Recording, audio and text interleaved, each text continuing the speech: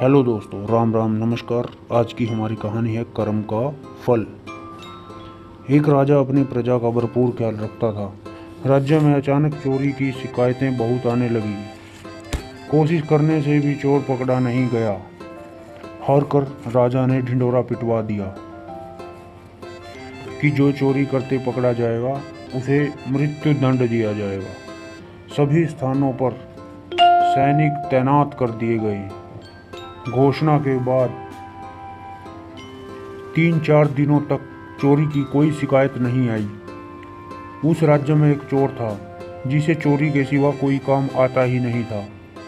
उसने सोचा, मेरा तो काम ही चोरी करना है। मैं अगर ऐसे डरता रहा तो भूखा मर जाऊंगा। चोरी करते पकड़ा गया तो भी मरूंगा। भूखे मरने से बेहतर है चोरी की जाए। वह उस रात को एक घर में चोरी करने घुसा। घर के लोग जाग गए, शोर मचाने लगे तो चोर भागा। पहरे पर तैनात सैनिक ने उसका पीछा किया। चोर जान बचाने के लिए नगर के बाहर भागा। उसने मुड़ के देखा तो पाया कि कई सैनिक उसका पीछा कर रहे हैं। उन सबको चकमा देकर भाग पाना संभव नहीं होगा। भागने से तो जान नहीं बचने वाली, युक्ति सोचनी होगी। चोर नगर से बाहर एक तालाब किनारे पहुंचा। सारे कपड़े उतार कर तालाब में फेंक दिए और अंधेरे का फायदा उठाकर एक बरगद के पेड़ के नीचे पहुंचा। बरगद पर बगुलों का वास था।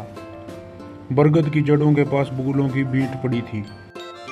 चोर ने बीट उठाकर उसका तिलक लगा लिया और आंख मूंद कर ऐसे स्वांग करने बैठा जैसे साधना में लीन हो। खोजते खोजते थोड़ी देर में सैनिक वहां पहुंच गए, पर उनको चोर कहीं नजर नहीं आ रहा था। खोजते खोजते उजाला हो रहा था और उनकी नजर बाबा बने चोर पर पड़ी। सैनिकों ने पूछा, बाबा इधर किसी को आते देखा?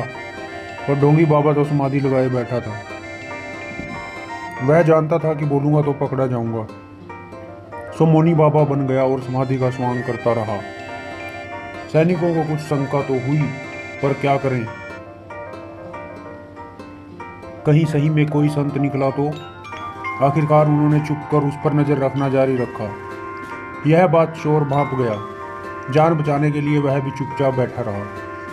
1 दिन, 2 दिन, 3 दिन बीत गए।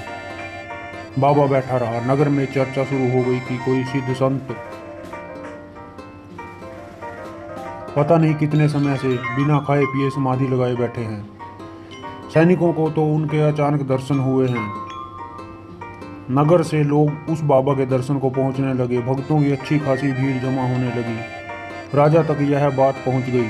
राजा स्वयं दर्शन करने पहुंचे। राजा ने विनती की कि आप नगर में पधारें और हमें सेवा का सौभाग्य दें।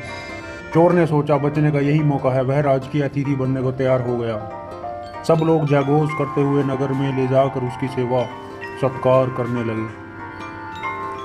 लोगों का प्रेम और श्रद्धा भाव देखकर ढोंगी का मन परिवर्तित हुआ। उसे आभास हुआ कि यदि नकली में इतना मान सम्मान है तो सही में संत होने पर कितना सम्मान होगा। उसका मन पूरी तरह परिवर्तित हो गया और चोरी त्याग कर सन्यासी हो गया। शिक्षा, संगति, परिवेश और भाव इंसान में अद्भुत पूर्व बदलाव ला सकता है। रत्नाकर डाकू को गुरु मिल गए तो प्रेरणा मिली और वह आदि कवि हो गए।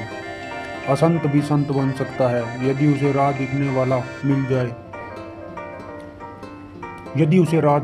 मिल जाए। अपनी संगति को शुद्ध रखिए, विकारों को स्वतः पलायन आरंभ हो जाएगा। धन्यवाद।